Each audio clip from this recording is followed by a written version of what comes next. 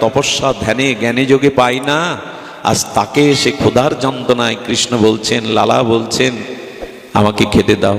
বললেন মা অত সময় হবে না, প্রচন্ড ক্ষুধা, আমাকে খেতে দাও। যশোদা বলছে সন্ধ্যা হোক তবে খেতে দেব। গোবিন্দ প্রশ্ন করছেন সন্ধ্যা কাকে বলে? ভগবান জানে না সন্ধ্যা কাকে বলে। বলে চারিদিকে যখন অন্ধকার নেমে আসে তার নাম সন্ধ্যা। অন্ধকার কাকে বলে মা? আধার কাকে বলে? বলে কেউ যখন কাউকে দেখতে পায় না তার নাম আধার। গোবিন্দ একটু স্মিত হেসে বলছেন মা আমার দিকে তাকাও। চোখ বন্ধ করে গোপাল বলছে মা চারিদিকে অন্ধকার আধার, সন্ধ্যা নেমে এসছে, আমি তোমায় দেখতে পাচ্ছি না, এখনই সন্ধ্যা, এখনই খেতে দাও। কি বুদ্ধি রে বাবা! হাতের কাজ ফেলে যশোদা স্তন পান করাতে শুরু করলেন। আর এক দিনের তরঙ্গ, এ তো অনন্ত তরঙ্গ। আর এক দিনের তরঙ্গ, আসুন আমরা ভাসি। একদিন নবনীত নিয়েছে, হাতে মুখে নিয়ে গোবিন্দ মার ভয়ে দৌড়াতে গিয়ে সেই নবনীত ভাণ্ডার ঘরের মধ্যে যে স্তম্ভ ছিল, অর্থাৎ হীরা মণি দর্পণ বাঁধানো যে পিলারগুলো, স্তম্ভগুলো ছিল, ওতে গোবিন্দের বিম্বের প্রতিবিম্ব ছায়া পড়েছে। ছায়া পড়ে বলছেন ও তাহলে তুমিও আমার মতো চুরি করো। নিজের প্রতিচ্ছবির সাথে কথা বলছে, তুমিও চুরি করো। গোবিন্দের তখন সাহস বেড়ে গেছে গোপালের। লালা তখন চিৎকার করে বলছে যশোদা মা, মা দেখে যাও, তুমি শুধু আমাকে চোর চোর বলো, আজকে আদি চোরকে ধরেছে। নিজের প্রতিচ্ছবি দেখে শিশুরা যেমন আয়নার সামনে দাঁড়িয়ে নিজের সাথে কথা বলে, খেলতে যায়, ধরতে যায়, দেখো দেখো মা। হ্যাঁ, মা আসার আগে একবার বলেছে আজ তোকে ধরিয়ে দেব। এখন আঙুল তুললে ও তো আঙুল দেখাবে। ও যখন বলছে আমিও ধরিয়ে দেবো, ওর উপর রেগে যাচ্ছে, তুই আমাকে ধরিয়ে দিবি, চুরি করে লুকিয়েছিস। কথোপকথন হচ্ছে। যশোদা এসে দেখছে আহা বাচ্চা আমার লালা আজকে নিজের প্রতিচ্ছবির সাথে নিজে কথা বলছে। সঙ্গে সঙ্গে যশোদা বলছে লালা, হ্যাঁ মা তুমি তো আমাকে চোর বানাও, এই দেখো এই দেখো, এই স্তম্ভের মধ্যে লুকিয়ে আছে ওই ননি চোর। যশোদা বলছে তাই নাকি? হ্যাঁ মা, আচ্ছা দেখো আমি যখন আঙুল তুলছি ও আমাকে উল্টে আমার ঘরে চুরি করবে আর আমাকে শাসাবি। মা ওর আসপদ্দা দেখো। যশোদার হৃদয়ে আনন্দ ধরে না। যশোদা বলছে ওর মধ্যে কে রে? বলে ওই তো বলছি চোর, তুমি বারবার আমার দিকে তাকাচ্ছ, চোরের দিকে তাকাচ্ছ না। সঙ্গে সঙ্গে যশোদা আয়নার সামনে গিয়ে দাঁড়িয়েছে, বলে দেখতে এবার ওর মধ্যে কাকে দেখা যায়। গোপাল তখন বলছে এই রে, এবার যে ধরা খেয়ে যাব। যশোদা দর্পণের সামনে বিম্বের প্রতিবিম্ব দেখিয়ে বলছে দেখ তো কাকে দেখা যায়।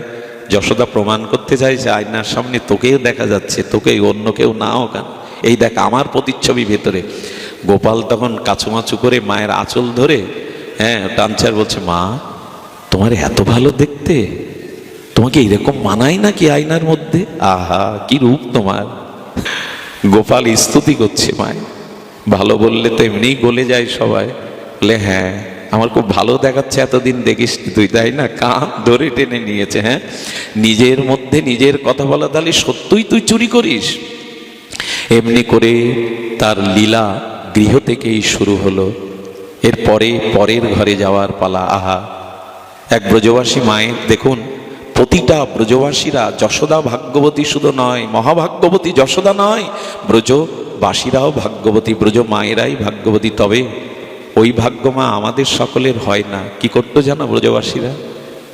দুয়ারে নদী ভাণ্ড রেখে দরজাটা আগলা করে রেখে দিত, দিয়ে পথের দিকে তাকিয়ে ধ্যান করতো, ওই বুঝি গোপাল এলো, ওই বুঝি নুপুর বাজলো, ওই বুঝি ঘরে ঢুকলো, ওই বুঝি কিছুটা খেলো কিছুটা ছড়ালো।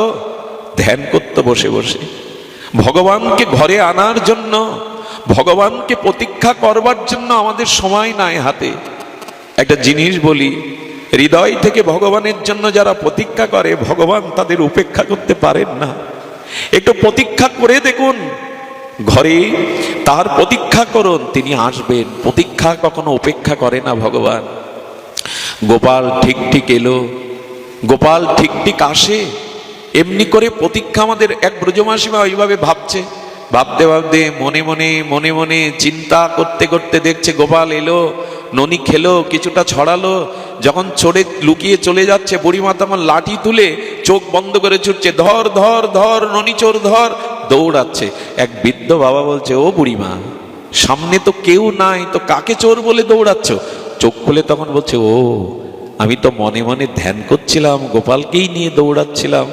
যেই একথা বলেছে এই ব্রজের বিদ্য চরণে পড়ে গিয়ে বলছে, ধন্য ব্রজ মা তোমরা, ধন্য তোমাদের গোবিন্দ চিন্তন, মনে মনে তোমরা গোবিন্দ চোরকে ভেবে আর দৌড়াচ্ছ, ধন্য তোমাদের ব্রজ প্রেম। ব্রজের মহিমা কিছু আলাদা জানেন।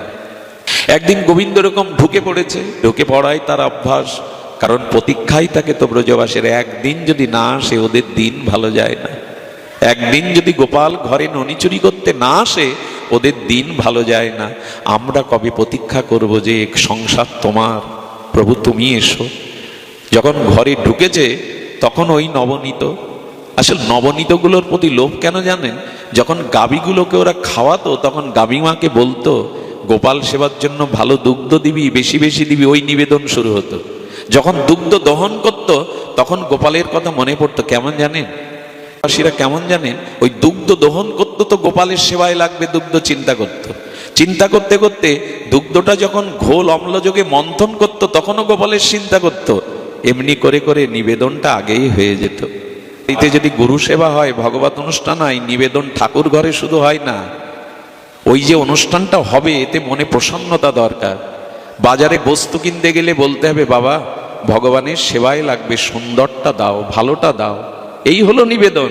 শুধু ঘরে থালা নিয়ে এ তৎ সম্প্রদান নয়, এ তৎ দধিবতা, এর আগে বাবা কম দামেরটা দাও, হ্যাঁ অল্প দামেরটা দাও, যাহাই হলে হলো, এটা নিবেদন না। ওরা ওই দুগ্ধ দহন করবে, হ্যাঁ তৃণ বক্ষণ করাবে, ওই সব গোবিন্দের চিন্তা। তার নিবেদিত প্রসাদ ভগবান না নিয়ে পারে, এই জন্য তো যেত। যেই ননি নিয়েছে, ননি নিলে কেরে কেরে বলে যে বলো, আমি আমি আমি বলরামের ভাই কানাই, লো কানাই। মায়ের কাছে যে নালিশ দিতে যায়, অস্বীকার করো, মা বিশ্বাস করে না, তাহলে আজকে ধরি, আজকে ধরে সরাসরি নিয়ে যায়। বলে কেন ধরবে? বলে ঘরে ঢুকেছো আমাদের ঘরে চুরি করতে, ধরবো না চোর বলে? বলে দেখো আমি তো তোমাদের ঘর ভেবে ঢুকে পড়িনি, আমি যেতে যেতে দেখলাম এটা তো মা যশোদারই ঘর, আমার ঘর মনে করে ঢুকে পড়েছে। বলে বাহ রে বাহ, চোখে কম দেখছো বুঝি লালা, তোমার ঘর মনে করে ঢুকে পড়েছ। ভাগবতজি বললেন, কৃষ্ণ ভুল বলেনি, লালা ভুল বলেনি। দেখুন আমরা বড় বড় ঘর তৈরি করে লিখি, মজুমদার ভবন লিখি না, অমুক ভবন, আড্ড ভবন, কিন্তু গোবিন্দ বলছেন বিশ্ব সংসার তো আমার। তুমি ইট কাঠ দিয়ে যে ঘর করেছো তোমার নাম লিখেছো, কিন্তু ঘর তো আমার। গোবিন্দ বলছেন তোমরা তোমাদের ঘর বলে যেগুলো দাবি করো, আমি সকলকে আমার ঘর মনে করি গো, এই জন্য তো আমার ঘরেই ঢুকেছি। এ বিশ্ব ব্রহ্মাণ্ড তো ভগবানেরই প্রকাশ, এটি তারই নিলয়, তারই আলয়, তারই নিকেতন। এই জন্য ঘরগুলোকে যেন আমরা আমাদের ঘর না মনে করি। কিন্তু এখন কষ্ট লাগে কেন জানেন? আগে লেখা থাকতো গেটের সুস্বাগতম, কেউ আসলে তাকে লেখা থাকতো সত্যমেব জয়তে, লেখা থাকতো সুস্বাগতম। কিন্তু কোথায় নেমে গেছে এখন সংস্কার? এখন প্রায় গেটে লেখা থাকে দেখবেন বিনা অনুমতিতে প্রবেশ নিষেধ। যে এটা তো যে গুরু আসে, গুরুজন আসে, তাদেরও বেলায় তো ওই লিখে যখন রেখেছো, তোমার গুরুদেব যদি আসে তাকেও তো অনুমতি নিতে ঢুকতে হবে। এগুলো ভালো না। আরো কি যন্ত্রণা জানেন? সেই লেখা থাকতো ওং তৎসৎ সত্যমেব জয়তে, কত কি সত্যম শিবম সুন্দরম, কত নামই রয়েছে। কিন্তু এখন কুকুর হতে সাবধান। বুঝি না এই সব বুদ্ধি কোথা থেকে আমাদের মাথায় ঢুকলো। আমি একবার যশোরে গেছি, তো এরকম লেখা রয়েছে, আমি বলছি বাবা আমার কুকুরের বড় ভয়। বলে মঙ্গলজি ভেতরে কুকুর নেই, লিখে রেখেছেন। এইটুকু চালাকি না করলে যে সে ঢুকে পড়ে যখন তখন, এই জন্য লিখেছি। এত বড় কপটতা যদি গেটেই থাকে তো ভেতরে কি আছে গো? গেটেই যদি এই কপটতা থাকে, ভেতর মানুষগুলোর কি আছে? কোনো লেখা উচিত নয়। শ্রীকৃষ্ণের আবির্ভাবে কি হলো? ব্রাহ্মণ দান হলো, গোদান হলো, বৈষ্ণব সেবা হলো, তাই না? নান্দিমুখী শ্রাদ্ধ হলো। আমাদের জন্মদিন আমরা কি করছি? আমাদের জন্মদিন আমরা কি পালন করছি? এটা অদ্ভুত কথা এসেছে, একটু ধ্যান দিয়ে কথাটা শুনুন। জন্মদিনে যারা বাতি ফু দিয়ে নিভায়, শ্লোকটা আমার মনে আসছে না, গর্গ সংহিতায় লেখা হয়েছে না ব্রহ্মবৈবর্ত পুরাণে, যে পুরুষ ফু দিয়ে প্রদীপ নিভায় আর যে মায়েরা কুষ্মাণ্ড অর্থাৎ কুমড়ো ছেদন করে, 7 জন্ম এদের অভাব, 7 জন্ম এদের দোষ সংকীর্ণতা যায় না। এটা বড় অনর্থ ডেকে আনে। কে কে কে বাতি জ্বালিয়ে যারা নিভে দেয়, তারা সন্তানের অনর্থই ডেকে আনছেন, মঙ্গল ডেকে আনছেন না। কুষ্মাণ্ড মায়েদের কাটতে নাই, আর বাতি মানে প্রদীপ, প্রজ্বলিত প্রদীপ পুরুষদের ফু দিয়ে 7 জন্ম দরিদ্র এবং অভিশাপ নিতে হবে তাকে। ব্রহ্মবৌদ্ধ পুরাণ বলেছে এই জন্য পুরুষ মানুষের ভগবানের কোনো প্রদীপ বা দ্বীপ ফু দিয়ে নেভাতে নেই। মায়েদের কুমড়ো কুষ্মাণ্ডটা কাটতে নিষেধ করা হয়েছে। তো এই জন্য আজকের যে জন্মদিন, এই জন্মদিন এভাবে পাশ্চাত্য সভ্যতা শহর থেকে আমদানি হতে হতে এখন গ্রামেও ঢুকে গেছে। হ্যাপি বার্থডে টু ইউ এই কথা আর নিতাই গৌর হরে কৃষ্ণ নাম এ কি এক হয় গো? শঙ্করধ্বনি মঙ্গলধ্বনি দূর্বা দিয়ে বলা হয় তুমি আয়ুষ্মতী হও, ধান দিয়ে বলা হয় তুমি ধনস্মতী হও, চন্দন দিয়ে বলা হয় তুমি পবিত্র হও, হলুদ দিয়ে বলা হয় তুমি ভেষজ নিরোগ হও, প্রদীপের কালি দিয়ে বলা হয় তুমি সুন্দর হও, আর প্রদীপের তাপ দিয়ে বলা হয় তোমার ভিতরে জ্ঞানের আলো জ্বলে উঠুক। এইভাবে ভগবানের নাম, ভগবানের নিবেদিত প্রসাদ ছাড়া হাতে তালি আর বাতিকে নিভিয়ে দিয়ে তার অনাগত ভবিষ্যতের অকল্যাণ ডেকে এসছেন। এটা ওদের কৃষ্টি, আমাদের না। ফিরে আসুন। কৃষ্টিকে মুছে ফেলতেই আমরা ব্যস্ত, এগুলো উচিত নয়। সন্ন্যাসী ডেকে, শ্রী গুরুদেব ডেকে, নামকরণটা বুধবারে তো বুধ, শুক্রবারে তো শুক্কুলি, আর কত নাম, বিদেশি নাম। ভাগবত কিশোর গোস্বামী খুব মজা করে বলেন ডেভিড বিদেশি কুকুরের নাম, কত কি রাখা হয় গো। আবার 3-4টে নামের পরে আবার একটা সংকেত নাম, সে নামটাও আবার বোঝা যায় না কি জাতি এরা। এরকম না, গুরুদেবকে ডেকে গর্গদেব তো ধ্যানে নাম রাখলেন কৃষ্ণর, নামের সাথে মানুষের ব্যক্তিত্ব চরিত্রের একটা মিল থাকে। এই জন্য দয়া করে নামকরণটাও আচার্যের দ্বারা করাবেন। আমি বলছিলাম এই নবনীত চোরের কথা। আরে গোপাল, ঘরে ঢুকেছিস, তোর ঘর? বলে হ্যাঁ আমার ঘরই মনে করেছি। বলে ভালো কথা, তা ননি কেন? তখন বলছে দেখো এই ননিগুলোর উপরে না পিঁপড়ে পড়েছিল, আর পিঁপড়ে তো ননি খেয়ে ফেলছিল। ভাবলাম ঘরে যখন এসেছি ভুল করে এদের একটু উপকার করি, তাই ননিগুলো পিঁপড়ে পরিষ্কার করছিল। এই বুদ্ধিরে এসব শোনে আর ওদের আনন্দের সীমা থাকে না। এই আনন্দের তরঙ্গ বয়ে চলেছে ব্রজমণ্ডলে, আনন্দ ঘন, পরমানন্দ ঘন, বিরাট শিশুরূপে, আর এই আনন্দের বাতাবরণ ছড়িয়ে দিয়েছে চারিদিকে। এমনি করে আচ্ছা, যদি ওরা চাই যে আমাদের ঘরে গোপাল আসুক, যশোদাকে নালিশ করতে কেন ছুটে যেত? কেন জানেন? ব্রজবাসীদের সকালের ঘুম ভাঙার সাথে সাথে তাদের ধ্যানের এই শিশু, তাদের লালার মুখটা মনে পড়তো, আর সবাই ভাবত সকালবেলা প্রথমেই যদি গোপালকে দেখি না দিন ভালো যাবে। তো নন্দালয়ে যেতে গেলে তো একটা কিছু অজুহাত লাগবে, তাই ঘর খুলে রাখতো যার জন্য, ননি সাজিয়ে রাখতো যার জন্য, তার জন্য এত নালিশ কেন? নালিশ একটাই, নালিশের ছলে যদি একবার যশোদার পেছনে আঁচল ধরা ভীত সন্ত্রস্ত গোপালের বদনটা একবার দেখতে পায়। আমাদেরও উচিত প্রভাতে বিগ্রহ দর্শন করা। প্রভাতে স্ত্রী পুত্রের মুখ দর্শন করুন আর না করুন, প্রথমে শ্রী গুরুদেবকে স্মরণ করবেন।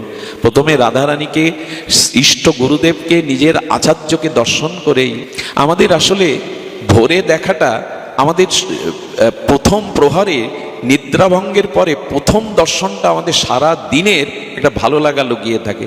কথা তো অনেক আসে, প্রসঙ্গ অনেক আসে। 2 শিক্ষিত ইঞ্জিনিয়ার বন্ধু, তারা গ্রামের এক মেলাতে এসে কিছু কিনবে বলে চেষ্টা করছে, কিন্তু শিক্ষিত ব্যক্তি ইঞ্জিনিয়ার কিছুই পছন্দ হচ্ছে না। শেষে এক ক্যামেরার দোকানে গিয়ে দেখছে এমন একটা লেন্সের ক্যামেরা যা সামনের বস্তুকে অনেক বড় করে দেখায়। আছে না এরকম লেন্সের ক্যামেরা? বলে কি আর খালি হাতে যাবো, এটা নিয়ে যায়। 2 জনে ক্যামেরা কিনে বলে কাল সকালে প্রথম শুরু করব দেখা। তো এক বন্ধু সকালে উঠেই লেন্সের ক্যামেরা ধরেছে, তার স্ত্রী আবার একটু অলস, ঘরটার ঝাড়ু দিতে অনেক দেরি করে বেলা করে। যেই মেজের দিকে লেন্স ধরেছে, ছোট ছোট ধূলিকণাগুলো বড় বড় আবর্জনার মতো দেখাচ্ছে। সকালে উঠেই যদি চোখে ঘরের মধ্যে আবর্জনা দেখায় কেমন লাগে গো? যেই বাইরে এসেছে সেই নর্দমার জলের দিকে দেখে যেন বাড়ির ওপরে নর্দমার দূষিত জলের স্রোত বইছে। আর কি করেছে জানেন? সামনের দিকে তাকিয়ে ময়লা আবর্জনার স্তূপের দিকে তাকিয়েছে। এই ক্যামেরা কি নিলাম, চারিদিকেই তো এইসব অশুভ বড় করে দেখাচ্ছে অল্পগুলো। ঘরে স্ত্রী এসে একটু রুটি দিয়েছে, কি বলবো, রুটি সেকতে গিয়ে তো একটু কালো কালো পুড়ে যায়, ওগুলো দেখতে গিয়ে দেখে পুরো পোড়া কালো। ওইটা স্ত্রীকে গালাগালি দিয়ে ছুঁড়ে ফেলে দিয়ে ওই বন্ধুর কাছে, অশান্তি নিশ্চয়ই ওরও শুরু হয়েছে। অশান্তি নিশ্চয় ওরও শুরু হয়েছে। ওখানে গিয়ে দেখে ও খোশ মেজাজে আনন্দে ওকে জড়িয়ে ধরেছে, আর এই ক্যামেরায় আজকে আমার দিন শুভ করে দিয়েছে, আনন্দ করে দিয়েছে। বলে কেন? ও মনে করেছে আমার মতো ওরও দশা। কিন্তু ও বলছে শোন, আমার সকাল আজ এমন আনন্দে ভরে গেছে, ভরপুর হয়ে গেছে। কেন, কি দেখলি? বলেন শোন, আমি প্রথমে ক্যামেরাটা দিয়ে আমার দেয়ালে ধরেছিলাম, ওইখানে সব মহাপুরুষের ছবি টানানো আছে, স্বামী বিবেকানন্দ, ঠাকুর রামকৃষ্ণ, প্রণবানন্দ। বলেন ওদের দিকে তাকালে মনে হয় ওরা আমার নয়নের মাঝখানে এসে বসেছে, বড় দেখা যাচ্ছে। আচ্ছা, ঘরের বাইরে গিয়ে ফুল বাগানের দিকে দেখি আমার পুরো আঙিনাটা যেন ফুলে ফুলে হাসছে, ভরে গেছে চারিদিকে। আমি নদীর দিকে ক্যামেরাটা ধরে দেখি যে আমার আঙিনা দিয়েই স্রোতস্বিনী নদী বইছে। আর আমার স্ত্রী ঘরে এসে আমাকে একটু মিঠাই দিয়েছিল, মিষ্টি। সেই মিষ্টিগুলো দিলে তাকালে এক একটা মিষ্টি যেন থালা ভরা বড় মনে হয়েছে। এতেই আমার আনন্দ। ক্যামেরা একই, একটিও দুইজন ওই একই ক্যামেরা দেখেছে। পার্থক্য কি জানেন? সকালের প্রথম দৃষ্টিটা যদি মঙ্গলের দিকে পড়ে তো দিন ভালো যায়। প্রথম দৃষ্টিটা যদি আপনার মঙ্গলের দিকে যায় তবে ভালো যায়। তাই অনুরোধ করব, ঘুম ভেঙেই যেন রাধারানীর চরণটা, শ্রী গুরুদেবের বদনটা, এগুলি দেখি। এটাও একটা সাধনা, এটাও একটা প্রস্তুতি নিজেকে সুন্দর করার, দিনটা ভালো যাওয়া। যাই হোক, তুই উপকার করছিলি, আর এক গৃহে ঢুকেছে, নালিশ করার উদ্দেশ্য গোপালকে দেখা, তার বদনটা দেখা। জানেন, শ্রীদাম সুদাম ঘুম থেকে উঠলেই বলতো মা খেতে দাও। বলো খাওয়ার আগে কানাইয়ের মুখটা দেখে আয়, কানাইয়ের মুখ না দেখে আসলে তোদের খেতে দেব না। সন্তানদের শেখান তো, স্কুলে যাওয়ার আগে যা ঠাকুর ঘরে যা, ঠাকুরকে বলে যা, ঠাকুরকে প্রণাম করে যা। আরে আমরাও তো করি না, তো ওদের কি শেখাবো? ঠাকুরকে, পিতামাতাকে প্রণাম করে সন্তান যদি বাইরে যায় না, তাহলে রক্ষা কবচ তৈরি হয়, অ্যাক্সিডেন্ট, পথের দুর্ঘটনা থেকে সে বেঁচে যায়। ওই যে বাবা মা মাথায় হাত দিয়ে বলে ভালো থাক, এই ভালো থাক কথাটা অনেক বড় রক্ষা কবচ, একবার করে দেখুন। আর এই কানাই একদিন গোষ্ঠে যাচ্ছে, বাবার মুখেই শোনা, যশোদা বলছে লালা লালা, গোপাল এদিকে আয়। পেছন থেকে মা ডাকলে মঙ্গল হয়, অন্য কেউ ডাকলে জানি না কি হয়, তবে মা যদি ডাকে মঙ্গল হয়। তো কানা এসে বলছে মা পেছনে ডাকছো? বলে আজকে তোর অমঙ্গল হবে, সেই 6 দিন বয়স থেকে এই অসুর দত্ত দানব তোর পেছনে, আজ তোর অমঙ্গল হবে রে। বলে কেন? আমার পায়ের ধুলো তো নিলি না গোপাল। চিন্তা করা যায়, এরা বিশ্ব শিক্ষক, আমাদের শেখাতে এসেছিলেন লীলার দ্বারা। মা যশোদা তখন পাত থেকে হাত দিয়ে চরণের ধুলোগুলো নিয়ে গোপালের মস্তকে, গোপালের বুকে মাখিয়ে দিয়ে বলছে যা, আর কোনো বিপদ হবে না। আজও এ কথা সত্য, পিতামাতাকে প্রণাম করে কোনো কাজে যাবেন, দেখবেন রক্ষা কবচ তৈরি হয়ে যাবে। এটা আজও বেদ মাতা এই 4টে আশীর্বাদ দিয়েছেন, মাতৃদেব ভব, পিতৃদেব, তাদের দেবতার মতো প্রণাম করো, সেবা করো, তাদের আশীর্বাদে তুমি সুরক্ষিত থাকবে। আজ পর্যন্ত পিতামাতার আশীর্বাদ ছাড়া কেউ ভগবত ভক্তি পেয়েছে এ দৃষ্টান্ত আপনি দেখাতে পারবেন না। হয়তো মা, না হলে পিতা, কারো না কারো প্রেরণা ছাড়া, আশীর্বাদ ছাড়া কোনো সন্তান আদর্শবান হতে পারেনি, কোনো সন্তান উন্নতি করতে পারেনি।